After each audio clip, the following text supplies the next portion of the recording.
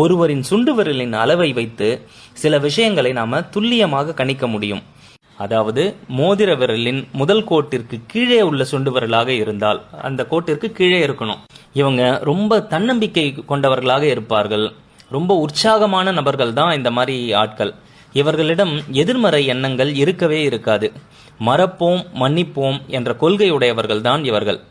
இவர்கள் தங்கள் பக்கம் நியாயம் இருந்தால் விட்டு கொடுக்காமல் விவாதம் செய்வார்கள்.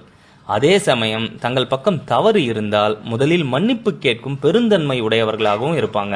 வெளி உலகத்திற்கு உற்சாகமான நபர்களாக தெரிந்தாலும் தங்களின் உண்மையான உணர்ச்சிகளை வெளியே காட்டிக் கொள்ளாமல் தங்களின் மனதினுள்ளே தான் வைத்திருப்பார்கள். நண்பர்கள் மற்றும் குடும்பத்தினர் இவர்களின் மீது எப்போதும் நல்ல மதிப்பை வைத்திருப்பார்கள். தெரிந்த விஷயத்தை துணிச்சலுடனும் எதிர்கொள்ளும் இவர்கள் தெரியாத புதிய விஷயங்களை முயற்சி செய்வதில் தயக்கமும் பயமும் கொண்டிருப்பார்கள்.